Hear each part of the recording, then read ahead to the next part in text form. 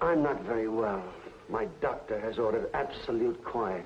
I wonder if it's hoping too much that some of these rooms are vacant. No, these days it is, sir. Everything's full up. As soon as a room's empty, it gets taken again before they can hardly clean it up. I see. Well, we'll just hope for the best. Willie, tip this young man, then help get me ready for bed.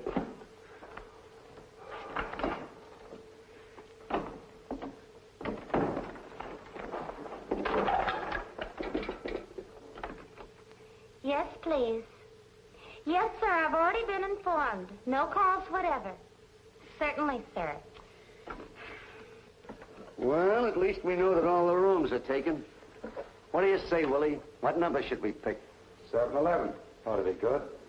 Besides, I saw a dame register there with rocks in her arm big enough to keep a body at the bottom of the river. 7-Eleven, yeah. Should be all right. Okay, Willie. 7-Eleven it is.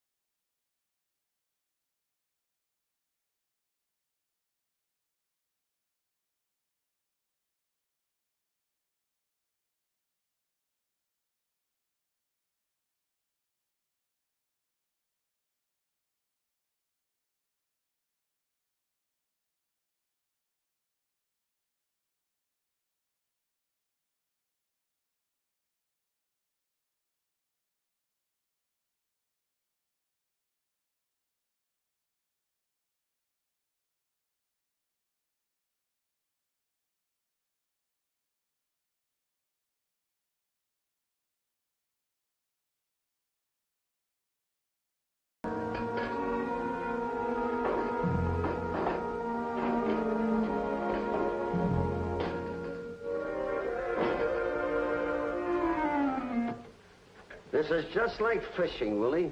You throw out the net and let the suckers swim right into it. Yeah, but how do we know? Suppose nobody comes in a 7-Eleven with anything that pays off. Everybody ain't got secrets. Oh, whistle that again, Willie. Everybody has got secrets. I got 'em and you got 'em. Yeah, and sooner or later, we always spill 'em to someone. Hey, Willie, get me a drink, will you? Yeah. Eddie, Mr. Dodge, room 7-Eleven. Thank you.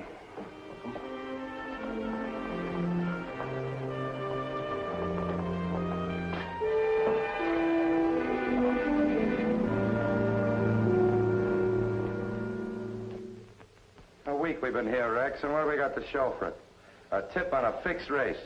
And a beat'll only pay $10 more than a favor. Stop crying. We'll hit it sooner or later. A new guy just checked in.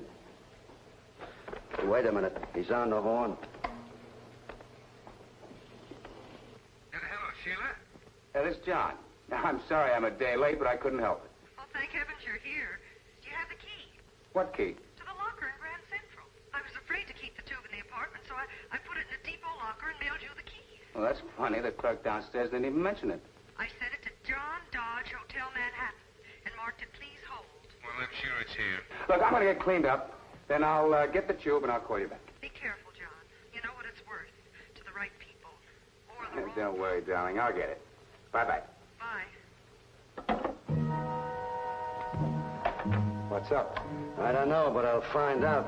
Keep your eye on room 7-Eleven. I think we just got a letter from home.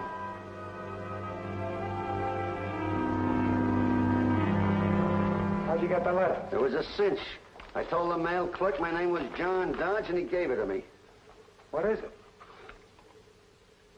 You tell me. Looks like a goofed-up radio tube. Split 2 ways, it ought to bring us 20 cents apiece. Big score. All right, so it's little. The dame on the wire says it's big, it's big. Big schmig. What is it? I don't know. We're going to stay on that area till we find out.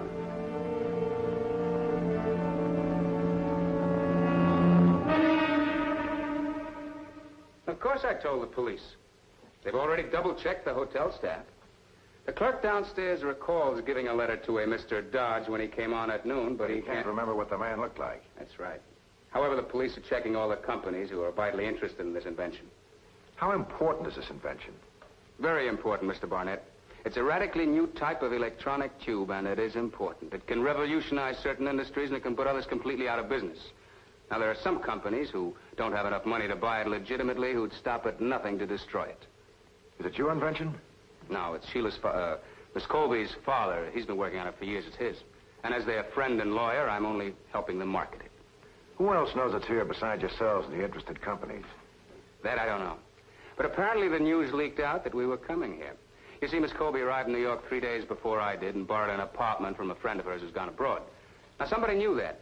Somebody who wants that tube very badly.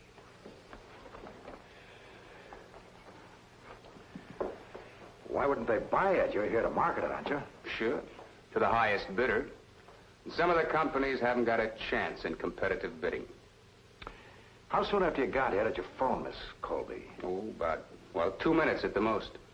You checked in at 11:30, and the letter with the key in it was picked up at 12. Is that right? That's right.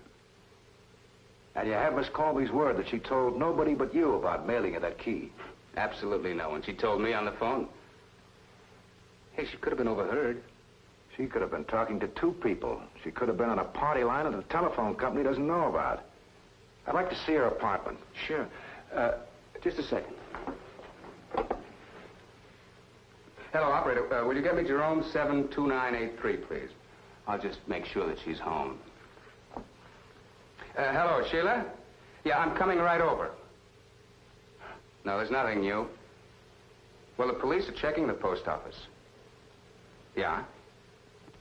Now, look, Sheila, don't worry, will you? I'm not just sitting here. I've got somebody helping me. Here's a detective, one of the best. Yeah, he's coming over with me. Mike Barnett. Hold it. What? No, I said Barnett. Great. That's just great. Hey, Rex. Yeah. I want you to hear this.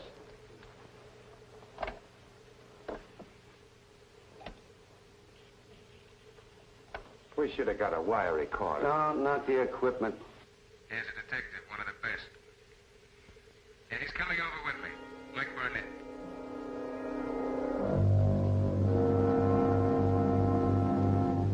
Superintendent said the terminal box was here in the basement. I only borrowed the apartment upstairs, John, not the basement. Now, don't be flip, Sheila. Someone must have overheard your phone call to Mr. Dodge about that key, Miss Colby. Possible your line was tapped. But I've only been in the apartment 3 days. Could have been tapped the day you got here. Well, here's the terminal box. Well, wouldn't they have to be upstairs in the apartment to tap the phone? Looks as if it hadn't been opened, but we'll find out.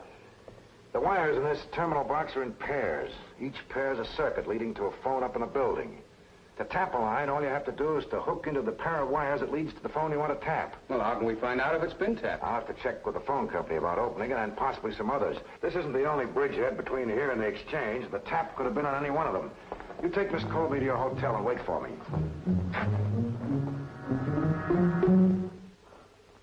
I still think we ought to haul out of here, Rex. They hide or not. Maybe they're wise. Nobody's got anything on us, have they? I know, but... Oh, Rex, how long are we going to wait? I don't know. Until we find out what we got here. And, more important, what it's worth.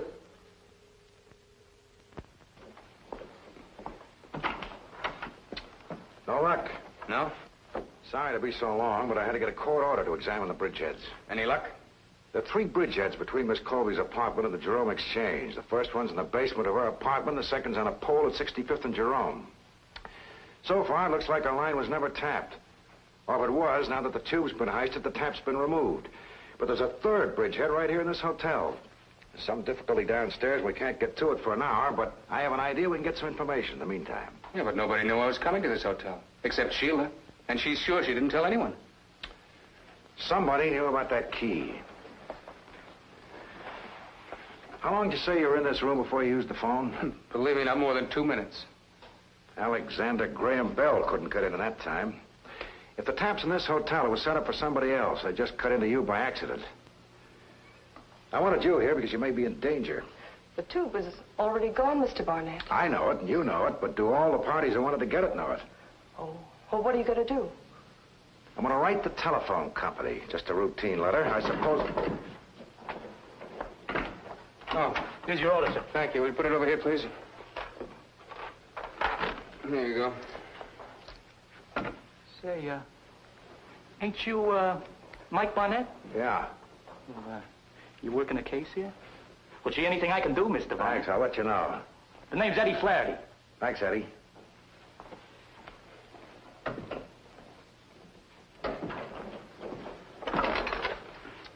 Have you got a public stenographer here in the hotel? Will you connect me with her, please? Hello, my name is Mike Barnett. I'm in room 711. Can you take some dictation? I know it's late, but this is just a short note. To the telephone company. It won't take long. I'll be right down. It's Barnett, the shamus. He's on his way downstairs to the stenographer. He's got a letter to the phone company. Get downstairs and keep your eyes open. That's it, Miss Steele. Charge it to room 711. Mark it confidential and send the letter up when it's done. Oh, and I'd like a copy, please. Certainly, Mr. Barnett. In just a few minutes. Thank you.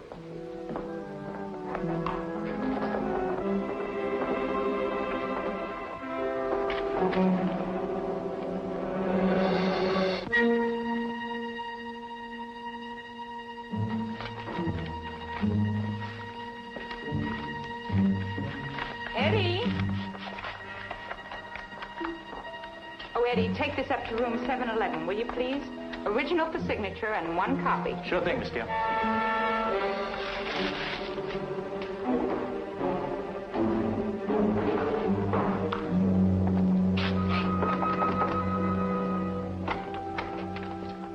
Thanks, Eddie.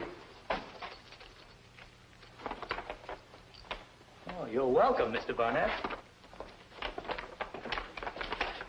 Hey, wait a minute. Where's the carbon paper? Well, I don't know. That's all she gave me, Mr. Barnett. Okay, Eddie, I'll take care of it.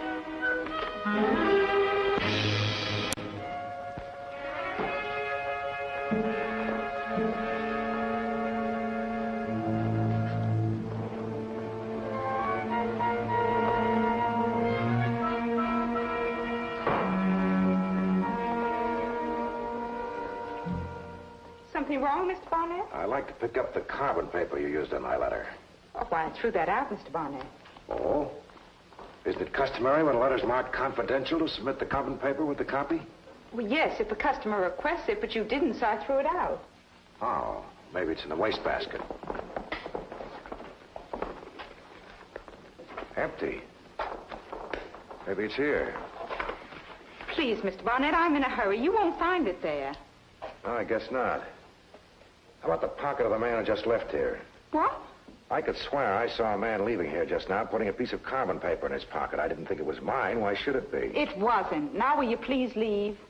Sure, but I'll be back with the manager, and you'd better be here. No. I think you'd better be. I mean, don't call the manager. Okay. How about that carbon paper? But it seemed like an unimportant letter. I didn't think there was any harm. He said he was a friend of yours. Who was he? I don't know. I never saw him before. He asked for the carbon on the letter I had just written to the telephone company. After you told him where the letter was going? No. He already knew it was going to the telephone company. Oh, he did. Okay, Miss Steele, I want the truth. It's important, even though that letter isn't.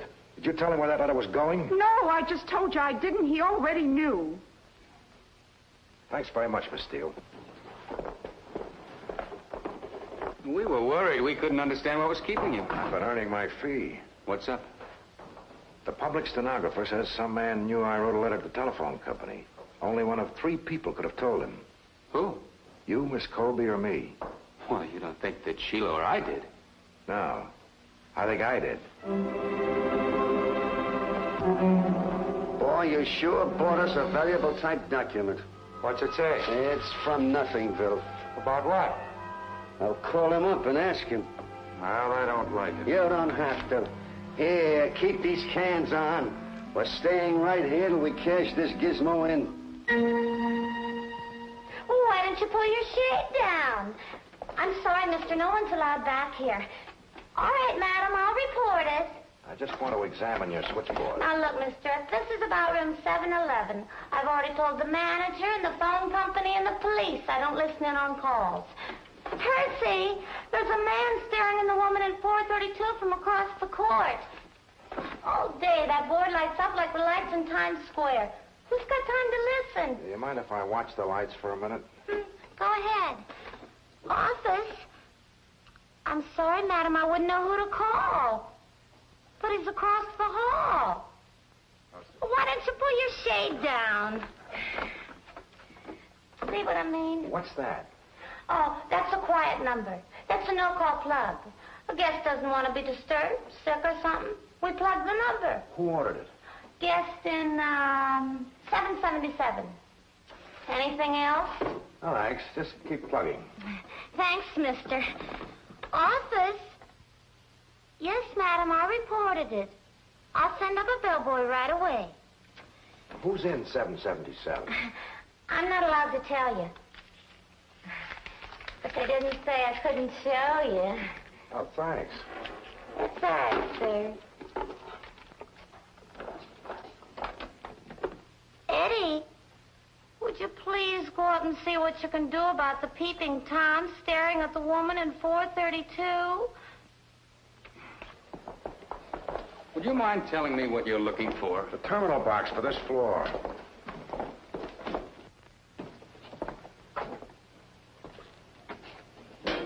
Box has been jimmied open. Take a look at this. The pair of wires that forms a circuit to room 777 has been tapped into the pair of wires that forms a circuit to room 711. Well, how could they know what room I was in time to do it? They couldn't. They just tapped room 711, anybody who checked in. You happen to be their pigeon. Why don't we call the police and break in? You want your tube back, don't you? I certainly do. If they think anybody's wise, they'd throw it out the window. We need evidence. I'll get myself a room in this hotel and a tape recording machine. You get back to your room and keep Miss Colby company for a while. Room 711, please. Hello? Oh, I must have the wrong room. I was calling Mr. Dodge. This is Mr. Dodge's room. Oh, could this by any chance be Miss Colby? Yes? Miss Colby, I'm Charles Peterson. I represent Acme Electronics. I'm registered right here in your hotel, room 747. I just flew in from Cleveland because I understand you and Mr. Dodge are prepared to negotiate with respect to your father's invention. Well, yes, we are. That is... I won't waste any time, Miss Colby. I'm prepared to pay and pay well for the exclusive distribution rights. I have with me a check for $10,000. Mr. Peterson, I can't talk about it until my attorney returns. He's in charge of all my business affairs. I understand. When will I be able to talk to him? Afraid he won't be back in less than an hour. Maybe a little more. Well, I'll stay right here in the hotel, room 747. Could he call on me, do you think? I'm sure he'll be glad to, Mr. Peterson.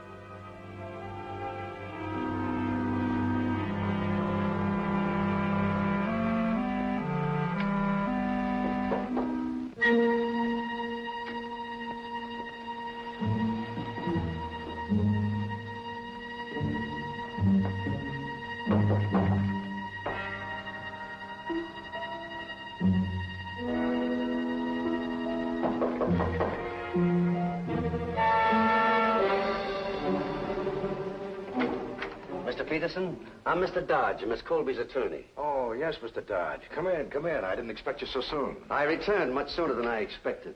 I see you have the tube with you. You're prepared to sell? That's why we returned to New York, sir. Sit down, Mr. Dodge. Thank you.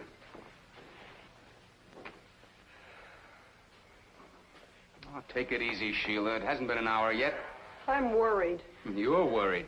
He signed a fictitious name to a check on my bank. I think we should wait for the police. Why? There'd be little satisfaction in that if we lost the tube. Besides, he needs that recording for evidence. No, I think we better let Barnett handle this in his own way. Splendid, Mr. Dodge. Now, if you'll just sign that receipt, I'll give you the check, and we'll talk to Miss Colby about royalties in the morning. Who is it? It's me, Mr. Barnett, Eddie. I forgot to give you the receipt for that recording machine I got for you. Just shove it under the door, Eddie. Mr. Barnett, huh? Okay, Mr. Barnett. Now, where's that recorder?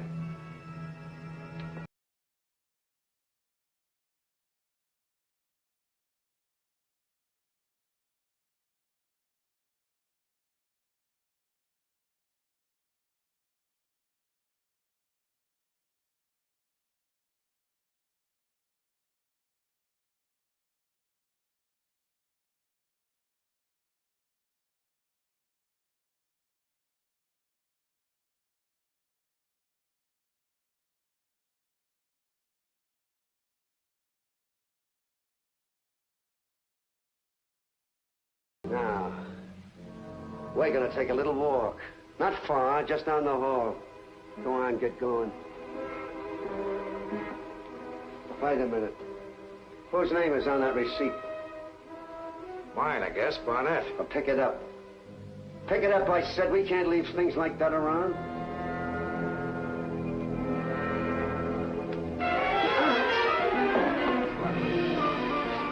Okay. We got a partner. Who is he? Okay, I got a way of smoking him out. Be room 711, please. Hello, Miss Colby. This is Mr. Peterson again. Could you come over to my room for a minute? Something very unusual and extraordinary has happened.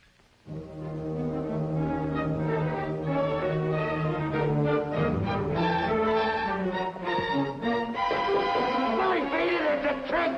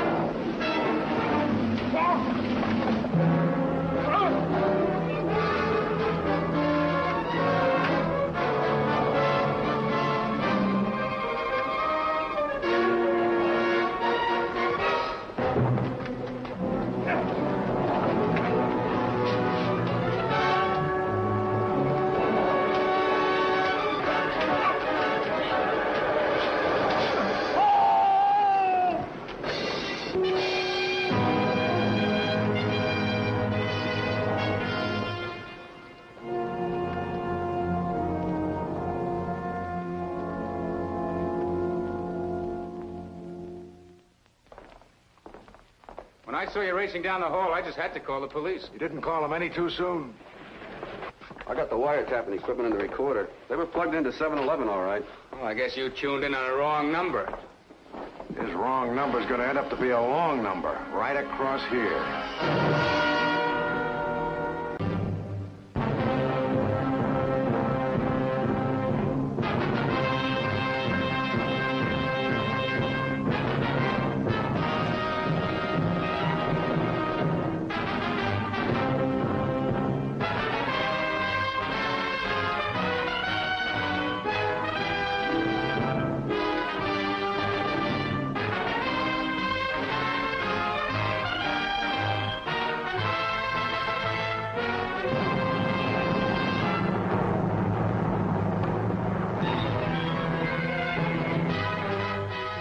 This is Mike Barnett, private investigator, duly licensed with the sovereign state of New York.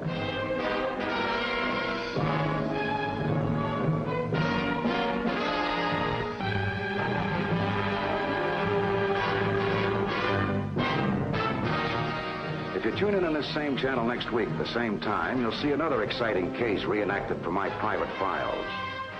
Many of the situations have been fictionalized, but what you will witness will be portrayed substantially as it happened, and acted on the spot where it happened. You will witness what occurred in each case when I was assigned to follow that man.